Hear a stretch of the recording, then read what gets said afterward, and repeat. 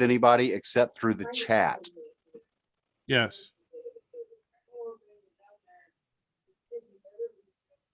I'm Same lowering here. the curtains. I'll see you on the other side.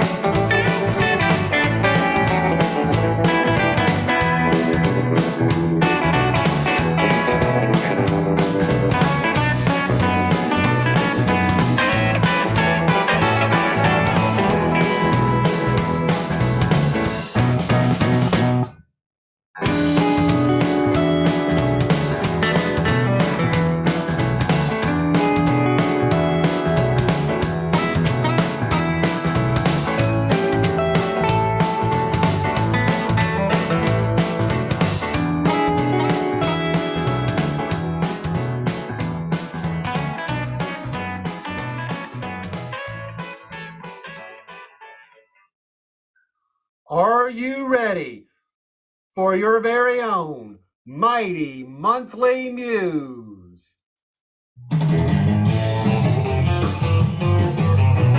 We are coming to you from Highland Park, New Jersey. Things are clearing up out there. We're planning on getting on the road soon.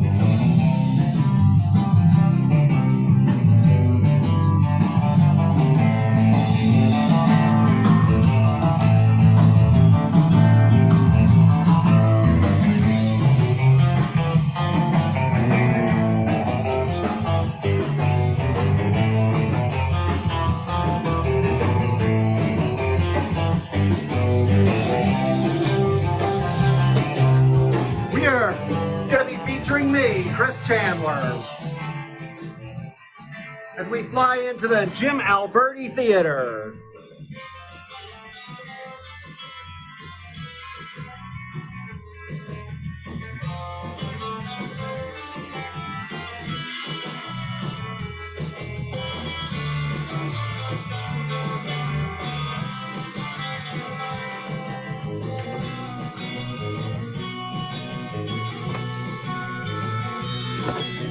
Hey, everybody.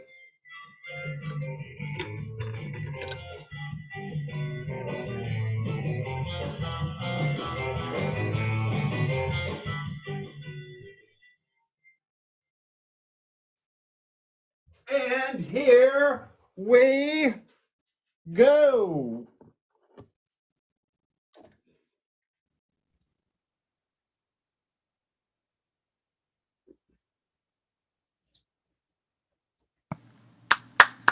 Hey, how y'all doing? Looks like I gotta touch my screen here. Thank you guys for gathering around. Oh, kind of lost myself there, but that's all right. I'm not seeing what I need to be seeing on the monitor, but that's okay. Thank you guys so much for gathering around. We're gonna shake it up a little bit. It's June. Oh, what do you think? Getting out a little bit? I have absolutely no idea how many or how few people are here. I'm just gonna pretend like I'm playing to thousands here in the Jim Alberti Theater because that's what we're gonna do. All right, thank you. I got the curtains working, and what I'm going to do is I am going to be throughout this show. I'm going to be raising and lowering the curtains, and I'm going to ask for a little bit of applause on when I raise the curtain. Not for me, but the kind of applause that you give the theater itself when you see the formal action of the curtain going up. I'm going to ask for some polite applause at the beginning of each piece, and we will be lowering them at the end of each piece, just like a little set change. Because each time I do that, I am going to do a little set change right here at the Jim Alberti Theater. That intro there was we were listening to Pete Weiss and the Weisternauts. We're a Boston act. They got the double album that you can roll your weed on. There they are performing live. And I don't think I've ever actually met Pete Weiss. He's just a nice guy who was a friend of a friend, and I liked his music, and I wrote him and told him so, and he said, use it. So there you go. I've thrown him a couple of bucks by buying some of his albums here and there and spreading the word. So here we are at the Mighty Monthly Muse. You could call this the one. I have always been confused about this. Is it the 1 year anniversary or is it the 12th episode? I believe that next month will be the 1 year anniversary because the first one that I did was in July of 2020, which is my annual library show, which is a live performer. That is my favorite show of the year. It's the very close of the Oregon Country Fair. And in the galleries today, we have some advertisements for or some documentaries that were done on the Oregon Country Fair, just to get a flavor of that, if you like, in the gallery area here at the 830 Club. But it is one of my favorite annual events. I have been doing it since 1996. God, somebody sent me a picture of me in 1996 at that today. Oh my God, things have changed. But every year the library show, and the first time I did a full set was in the lockdown was for that, and it was a lot of fun. And I'm expecting a lot of special guests, a lot of people from the past. Samantha Parton's going to be here. So she went on to form the Be Good Tanyas after she worked with me. Paul Benoit is going to be there. Frankie Hernandez, a lot of my my past musical partners are going to come in as special guests next month for the library show. It'll be a very special show, but this one's going to be a special show into itself because it is the 12th one of these. And I'm going to start it off because I have just starting to book a tour with Paul Benoit. We're going to, my former music partner before Sean Shanahan, and we're going to start working together again, and we're going to make a new record. So I thought I would start this off with something from our first album called So Where You Headed, if I can get the reflections off of that. That was our first album. That was about a decade ago. We're going to go on the road with this one. So I'm going to lower the curtain, do a quick little set change, and we'll be ready to go.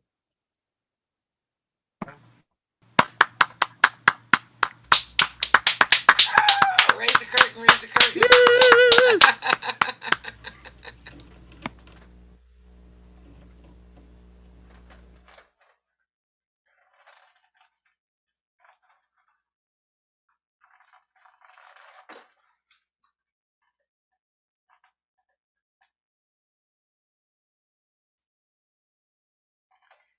So, where are you headed?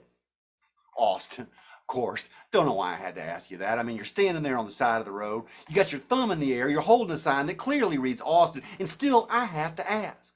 Sometimes I wish we all walked through this life carrying a sign that announces where we're headed. I guess now that we think about it, we do carry one that says where we've been. You just got to know how to read it. But that's a different story.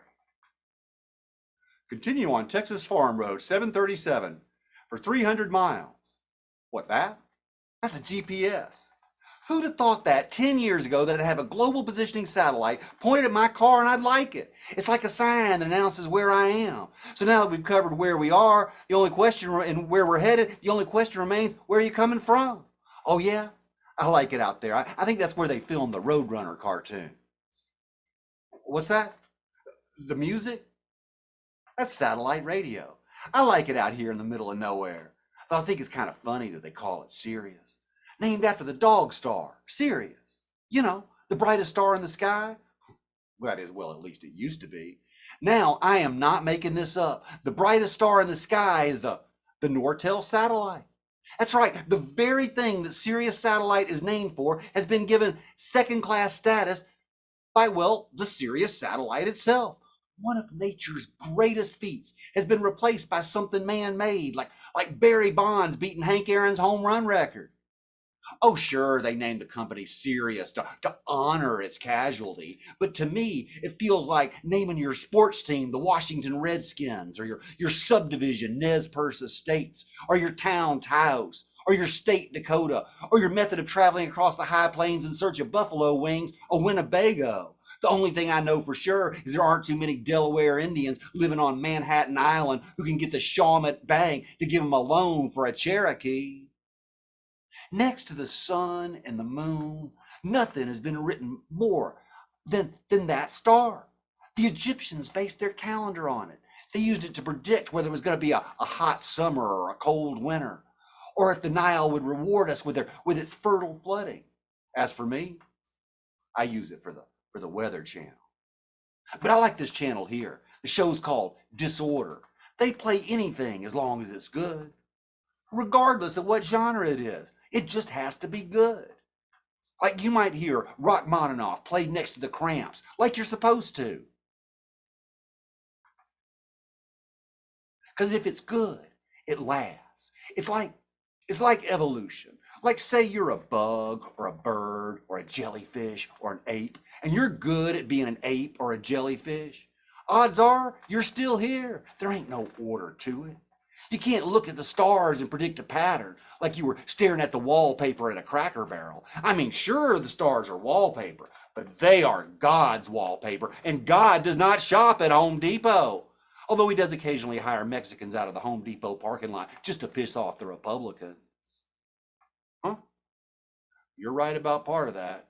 Texas is big, but I don't think it's ugly. In fact, I think it's beautiful.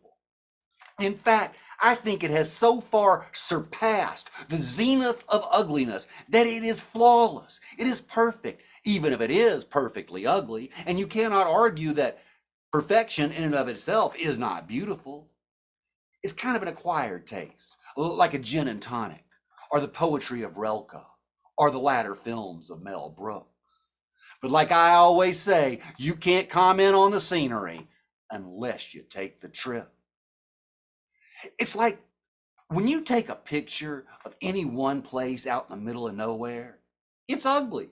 Tumbleweeds and dust, cacti and cattle. But when you drive across it, something cathartic starts to happen.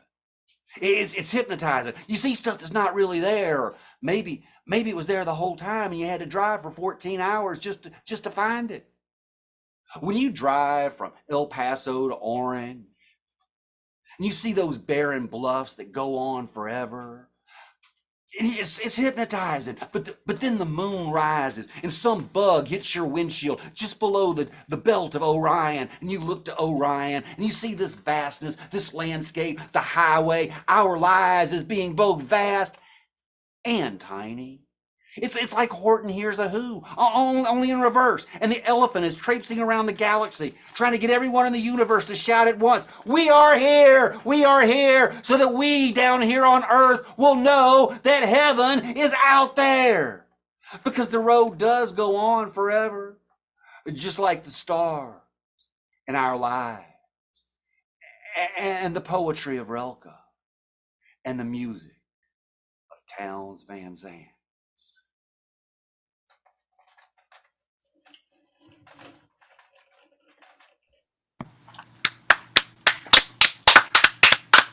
Roadshow.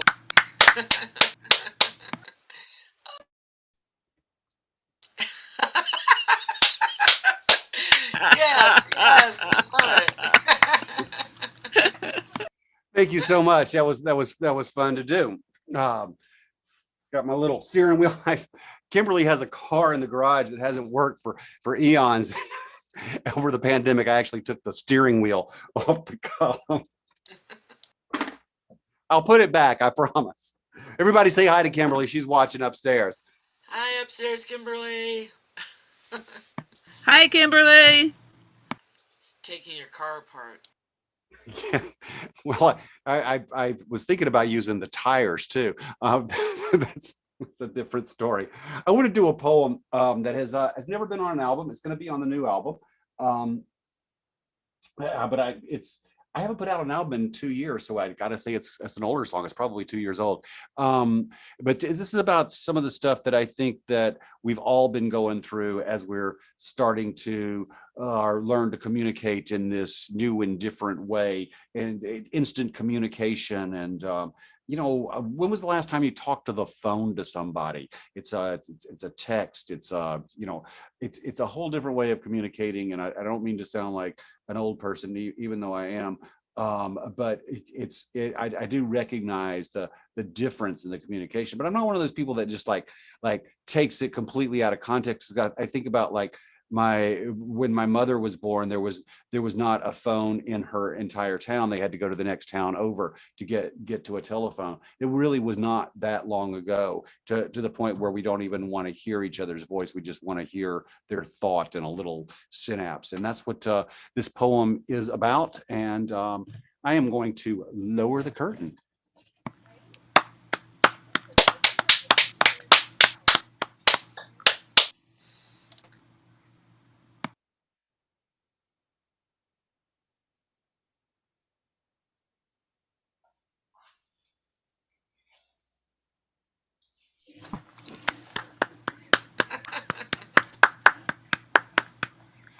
The universe is simultaneously expanding and contracting. Each known measurement of the universe tells a confusing story, and every confusing story leaves more to be measured. Facts are no longer remembered, but instead they are stored in an off-brain facility. Our frontal lobes, once our mighty claws and talons, have been removed and stored in a fragile handheld device, one that requires a monthly payment plan, without which you are no longer connected to the hive brain. Without this corporate account We are banished from the new society, and the hive brain is massive, all-encompassing, growing, yet our own brain is shrinking because the universe is simultaneously expanding and contracting. Math skills gone in the 70s with handheld computers. Multiplication tables gone the way of the dodo bird, Blockbuster Video, and whiteout. Mark Twain once said, never trust a man who can't figure out more than one way to autocorrect a word. It's true. I read it on the internet. It is also true that I was once arrested and stripped of my cell phone so I could not make my one phone call because I did not know anyone's phone number. Global positioning satellites suck our sense of direction through a vacuum known as dependence. I can navigate anywhere and nowhere simultaneously. As a species, we hear more music than anyone else in human history, but together we can barely sing happy birthday. Though I stand on the shoulders of giants, I am still an ant. The universe is simultaneously expanding and contracting. My body of knowledge is growing thinner. And just as a soap bubble expands,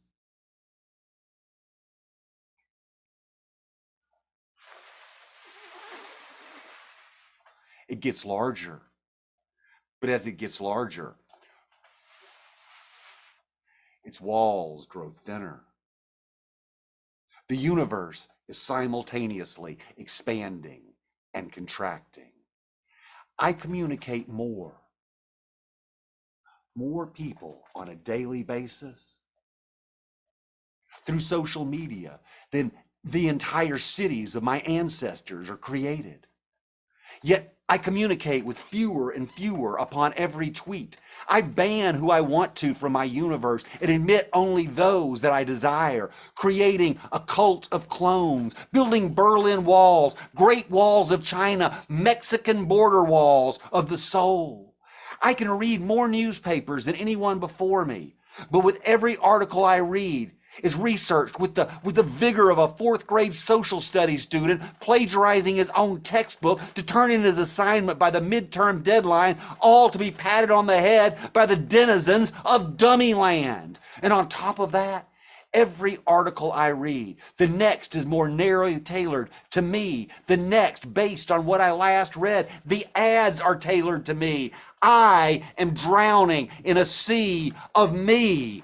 Narcissus masturbating in a hall of mirrors in the vain attempt to inbreed with himself. Incestuous ignominy.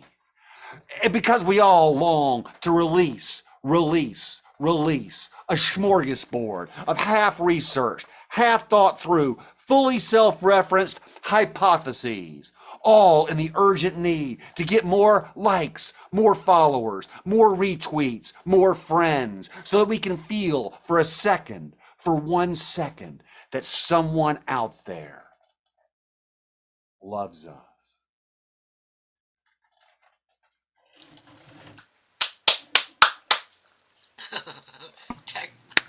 Text away.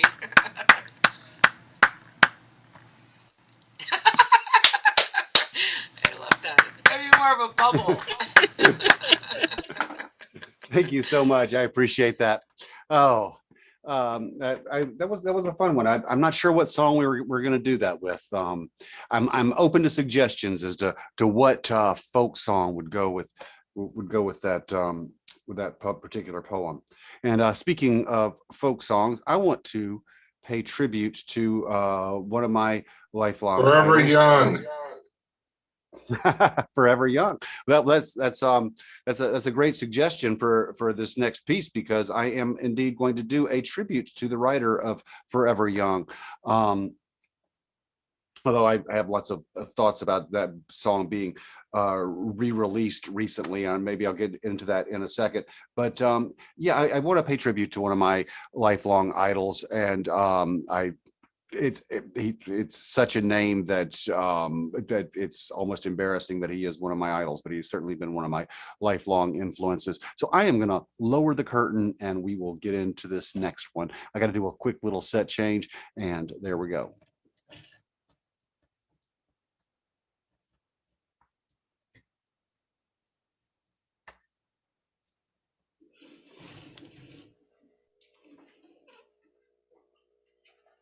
May 24th was Bob Dylan's 80th birthday. Now, I bring this up because nobody has spent more time riding shotgun with me than him. And I'm okay with that.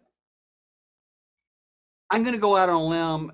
Okay, not really that far out on a limb, because I think it's pretty obvious. Bob Dylan is having not one of the greatest musician's career of all time, but the greatest musician's career of all time. It's all inspiring. If you think about it, I mean, I'm pushing 60, and he had hits before I was born. And he had his first and only #1 song in 2020 at age 79. Louis Armstrong had his 2 biggest hits when he was in his 60s. And Louis Armstrong changed the sound of music forever, to be sure. And I'm not going to enumerate how much Bob Dylan has changed the sound of music, for better, or I know, for worse. But you can't argue that he did not change it. And I get it, I do. Many people will never get past the timbre of his voice and the sometimes self-parodying harmonica. I have friends that don't know his canon at all because of it. No fault in that. I get it. For them, a few years back, I made a 4 CD set of what I thought were the best cover versions of Dylan songs, like Richie Havens singing Just Like a Woman, or the Pogues singing When the Ship Comes In, or Chris Smithers' Desolation Row. You ever heard that one? Willie Nelson's Senor Tales of Yankee Power, Molly Cyrus singing Simple Twist of Fate, Johnny Winter's Highway 61, Nina Simone, Ballad of Hollis Brown. It was hard to boil it down to just 4 CDs, but I turned on a lot of naysayers with that gift. Now, because of his birthday, there have been a lot of blogs flying around the internet ranking all of Dylan's studio albums. I read them all, knowing all the while that it is truly impossible to do. But it gave both me, the reader, and the writer an excuse to reminisce about them. But you can't do it realistically because, well, simply, my Dylan is not your Dylan. Fair enough. You can't rank an album because we all have different experiences with them. I remember when I was in college, sharing a car to Atlanta with a music composer major named Aaron, who was this leather-clad, mohawked, fey hipster who was busy turning me on to Depeche Mode. It was the 80s. I only got to play one song for him. It's All Right, Mom, I'm Only Bleeding. He was visibly shaken, blown away, slack-jawed, ashen. Years later, he thanked me for it again. There's also the time you heard it. I mean, like my high school years, you know, when you're really listening to music, was during his Christian period. When I was a senior, Infidels came out, one of my favorites. Is that because I was a senior in high school, or is that because it's truly one of his best? I only know it was important to me, and I get it. Even if you don't know it, it's the one that was important to me. The next one was Empire Burlesque, and I was in college. I was so disappointed, to say the least. That is until one of the most beautiful women I had ever met came up to me and she quoted all the words to a song called Trust Yourself. That was her Dylan. The Dylan, the first she had ever heard of him. It was hers. I hated that album, but I lied about it. What would you do? So obviously, I'm a Bob Dylan fan. And May 24th was his 80th birthday. So I decided to do a Dylan cover poem for this month's Mighty Monthly Muse. And I had to pick one, only one poem to represent an entire artistic legacy. I reached out to some of my Dylan fan friends to pick one for his 80th birthday. Good suggestions. My Back Pages, I was so much older then, I'm younger than that now. Forever Young, which for me, ironically, I can't get past it being wrapped in a Super Bowl Pepsi commercial by Will I Am. I thought about Every Grain of Sand, one from the aforementioned Christian period, one of his greatest songs. But which one would you pick? I know your Dylan is not my Dylan, nor should it be, which is why I went in this direction. Why look to the past? Why not look to the future? Why not one from his latest album, Rough and Rowdy Ways, released in 2020? Sheesh, he has released an important album in 7 different decades. Take that, Elvis. Take that, Beatles. Jacko, Beyonce, Madonna. From Rough and Rowdy Ways, today and tomorrow and yesterday too. The flowers are dying like all things do. Follow me close. I'm going to the Bailey and Bali. I lose my mind if you don't come with me.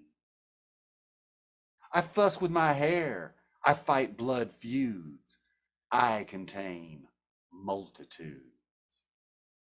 Got a telltale heart like Mr. Poe. Got skeletons in the walls of people you know.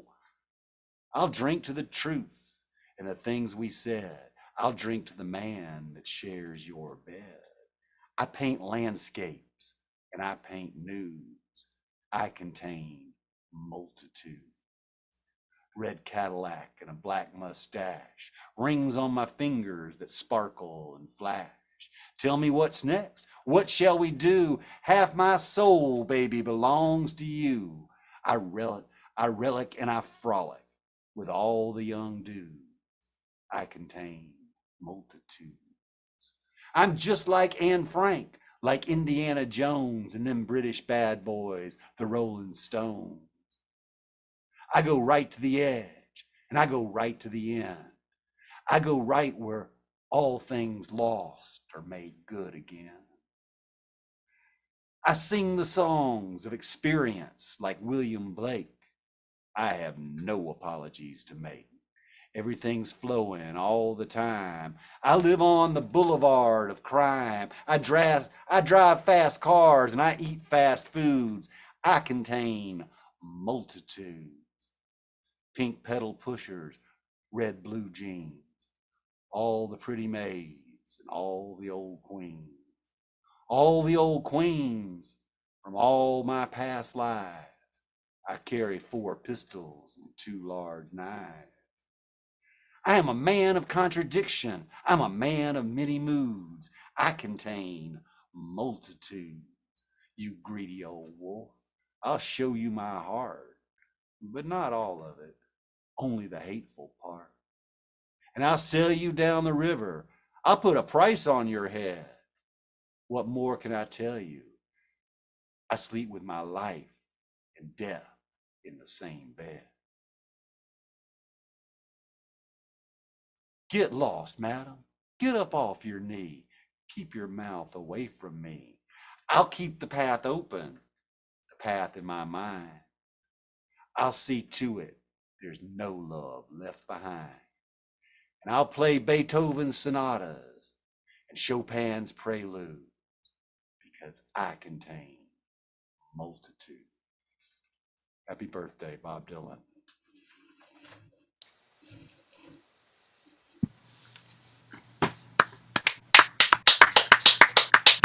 Happy birthday.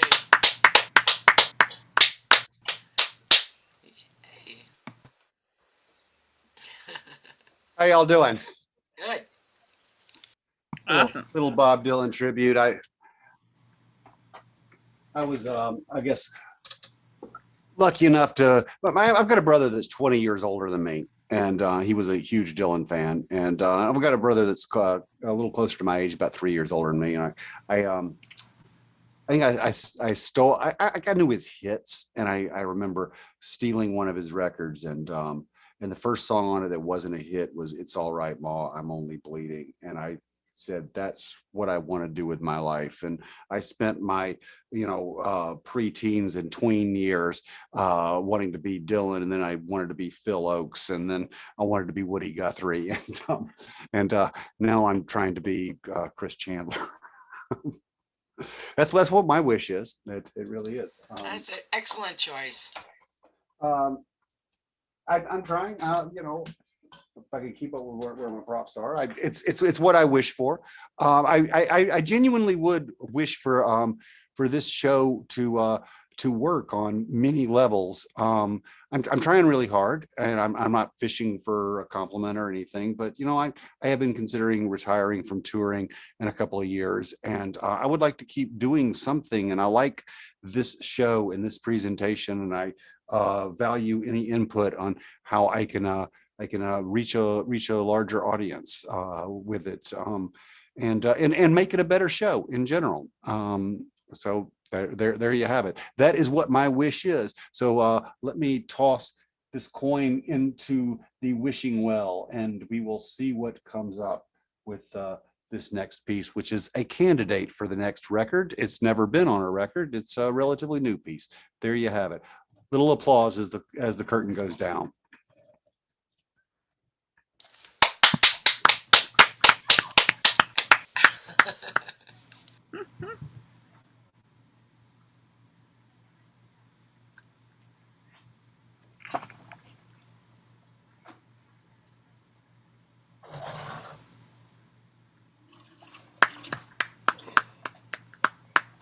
I wish that I could sleep for an entire day.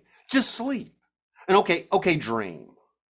Dream of you one day enjoying being appreciated. I wish you liked being appreciated. Sometimes I wish for luck, but wishing for luck seems somehow redundant.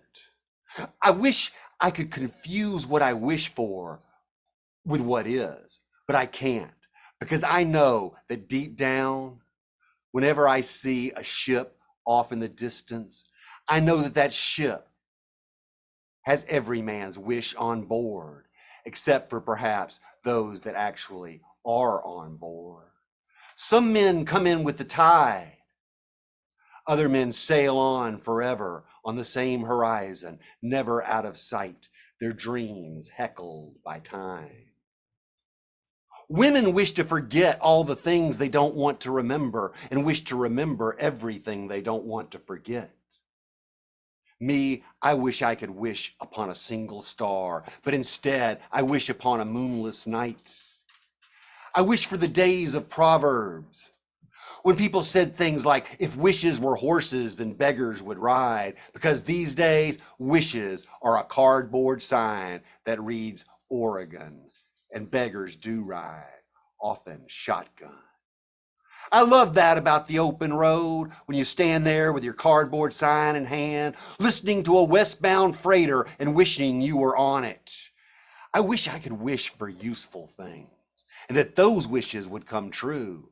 I wish I could wish with the passion of others. I wish I knew what to reasonably wish for. Harry Chapin saying, I wish that I were beautiful, or that you were halfway blind. And there I was, wishing you well, when the wishing well started asking for small change.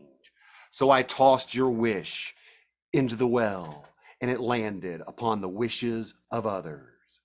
And together they gained strength, for together they were more valuable, and together we are all more valuable. For the dreams of others reflected back from the waters, and others saw this, and they too tossed their small change into the wishing well, in the hopes that their wishes may mingle, and they did, and the wishing well became wealthy. And my friends, we all prosper from a wealthy wishing well. But gradually, it came to pass that no one really carried small change anymore. And the dreams of others began being stolen by ambitious panhandlers until all the wishes disappeared and the wishing wells were empty and no one wanted to wish anymore. And the wishing well was replaced with one of those machines. You know the ones with the cranes, like at the truck stop, where you feed your dreams into a chip reader. And the crane comes to life, and you watch through the plexiglass your wishes sink their claws into a sea of stuffed animals. And if you are lucky, very, very lucky, you too could win the magic 8-ball, which I did. And I ran into the truck stop parking lot, into the glaring hot sun, and stared into the inky abyss of the magic 8-ball itself to see if my wishes would come true. And I adjusted my eyeglasses and I read the tiny letters which were forming to read a message that read, "The signs are unclear." But I stood there in the bright light of day as a westbound freighter roared along the side of the interstate. And I shook and I shook and I shook again. And the best I ever got was, "Reply hazy, ask again later." So I got frustrated and I threw the magic 8-ball back into the wishing well, and it landed with a great splash, and all the water spilled out onto the pavement and went between my toes. And I looked down and saw our abandoned dreams too were penniless. And even the wishing well was dry. So I went back inside, and it was a small child's birthday. And everyone was singing. And the small child looked into the heavens as they lit the candles. And everyone was singing. And the small child closed his eyes and blew the candles out. And we all knew at that moment that that was the only way our wishes would come true, is to have a wish at all.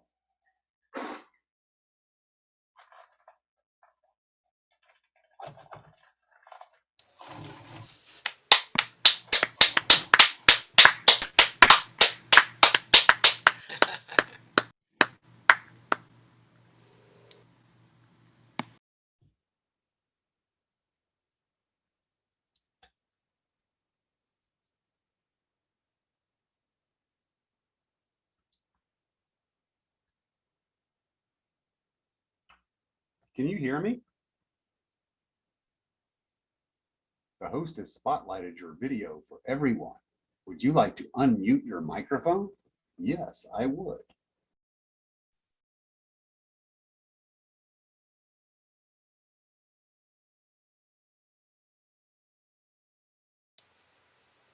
Now you're muted, Chris.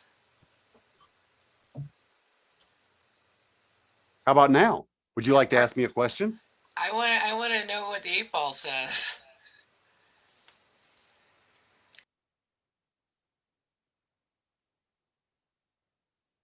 The 8-ball says, most likely.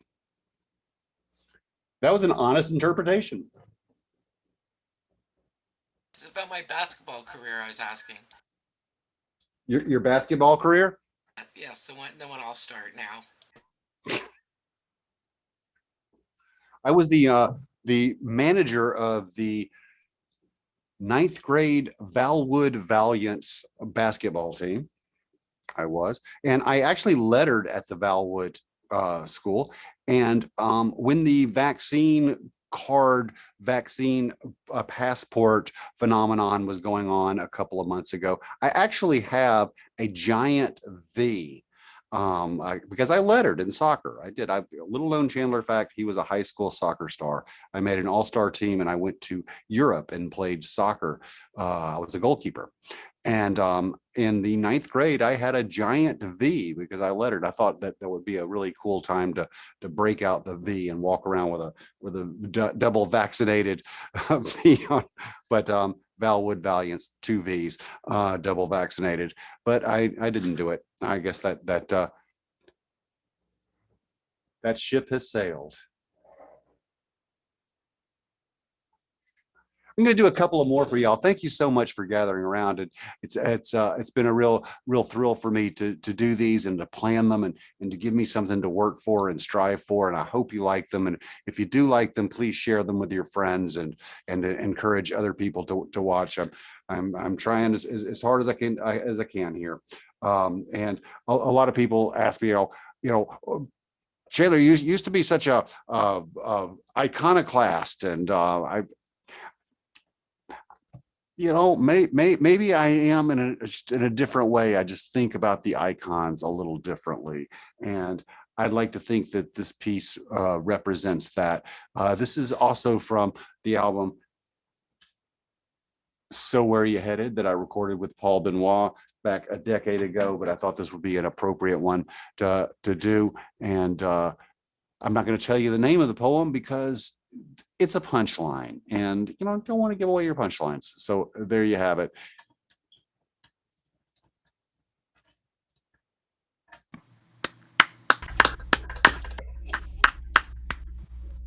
At the airport, they asked, Mr. Chandler, what is your final destination? I answered, well, heaven, I hope. And I do. Really, I ain't no atheist, my friend. I am a God-fearing agnostic. Though I do think the world was a safer place when religion was the opiate of the masses instead of the amphetamine. But don't worry, I ain't gonna get all fundamentalist on you, because I don't like fundamentalists of any kind, including atheists.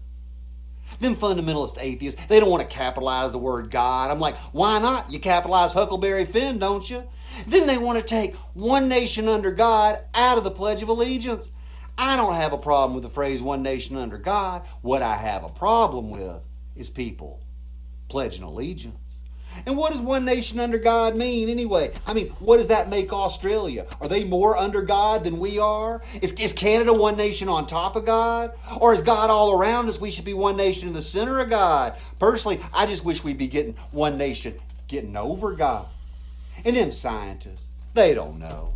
They're always trying to refigure some facts or figures to fit some theory, and they've been doing that ever since Eve dropped that apple on Sir Isaac Newton's head. But why an apple? Bible never says. What if it were a banana? I bet a whole lot more people read the Bible if it had a snake talking to a naked chick getting her to inhale a Chiquita. And then he punishes the snake by making him crawl around on his belly for the remainder of his days. Hell, he's already a snake. I always found it ironic that it was the evil serpent that is responsible for getting Eve to put her clothes on. My friend Brino says, I can count all the seeds in an apple, but who amongst you can count all the apples in a seed?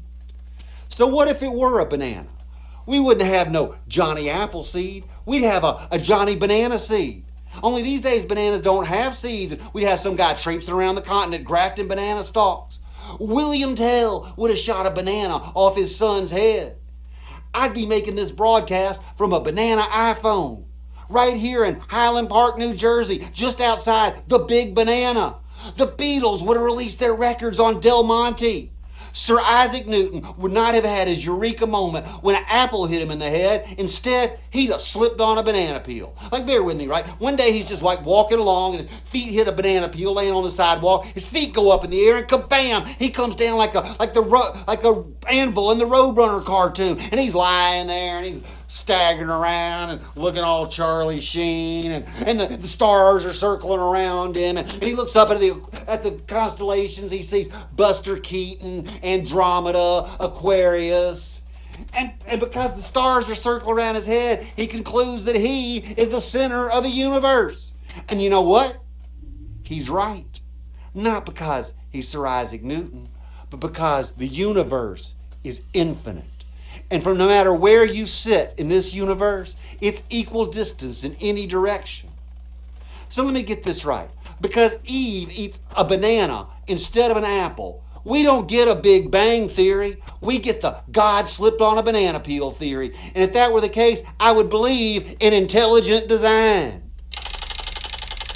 But as it stands right now, intelligent design is the most self-centered concept human beings have ever come up with. So I don't know about you, but I wouldn't want to belong to a universe that would have me as its center. Because I'm the guy who says People who think life is great simply have nothing to compare it to. I'm here to tell you that life is short, cruel, and unfair. But the good news is it's equally unfair to everybody. So the next time you're sitting there thinking that life is particularly unfair to you, get over it. Because quite frankly, you're just not that special.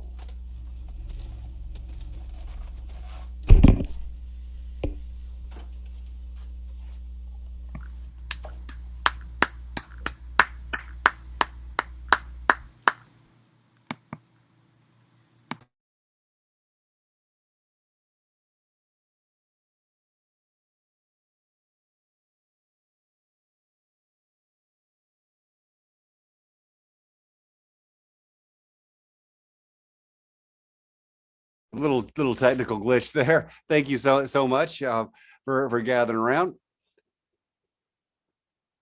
Little agnosticism.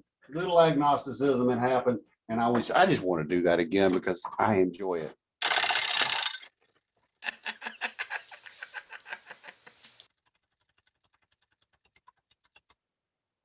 it. Yeah. Let's hear it for the teeth. All the symbols of comedy going on. The good news about using fruit as props is you get to have dinner later. Thank you so much. I'm going to have to leave the set here to pull my disco ball up.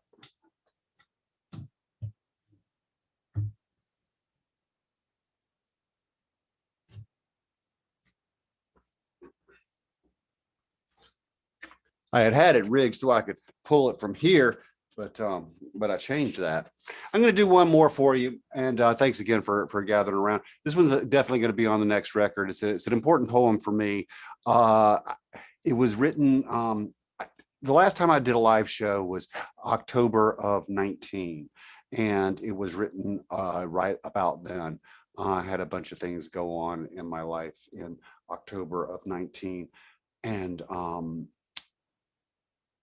this was written then, and I'm really glad to have written this poem, and I'd like to thank Kimberly for helping me out with the props on this one. This will be the final show of the evening, and I hope that you will stick around and hang out for a few minutes with me in the after party. I will have to run upstairs for that because I don't want to sit in the theater to hang out and chat with you. But thank you so much for gathering around. This will be the final number. Go, Chandler, go. Woo.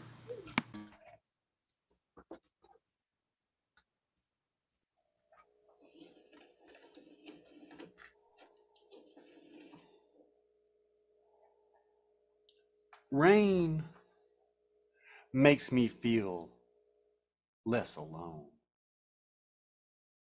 All rain is a cloud falling apart and pouring its shattered pieces down on top of you. And it makes me feel good to know I'm not the only thing in this world that falls apart. It makes me feel better to know that other things in nature can simply shatter. It's not that my heart is breaking. It's that I am falling apart. And why should my heart be any different? But falling apart is great. It's the only chance you get to put yourself back together however you want. And anyway, rain clouds add rich color to an otherwise merely blue sky. I mean, who really wants to feel blue all the time? Don't get me wrong, I celebrate the blues. I've been to Clarksville, Mississippi. I have a bag of dirt from the corner of Highway 61 and Mississippi 49, keep it in my glove compartment. But I didn't make me no deal with the devil, but not for lack of trying. So yeah, I celebrate the blues. Robert Johnson was the king of the blues, and a king's crown is just a hat with a hole in it that lets the rain in. Perhaps there is a reason that rain and rain sound the same. Rain is the sky visiting the earth to perform a symphony upon 10 roofs. So when the rain begins to fall, it may seem like it has no purpose other than to rain on your parade.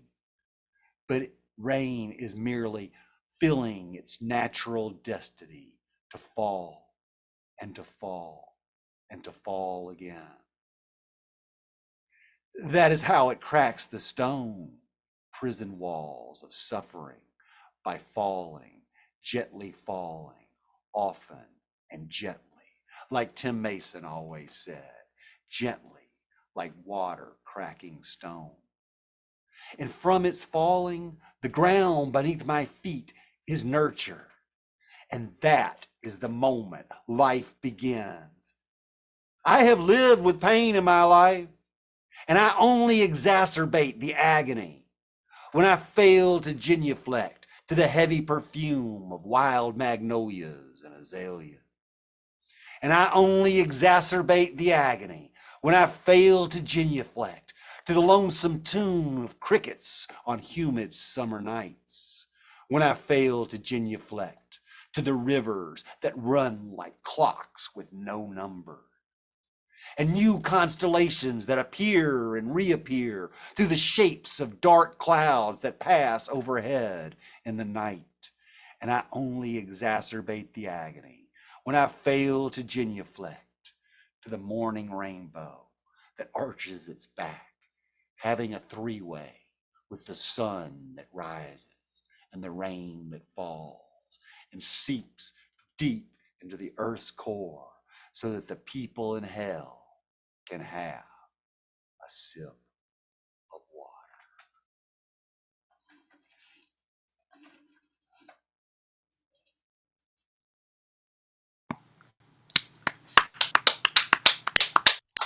Still raining. Still raining.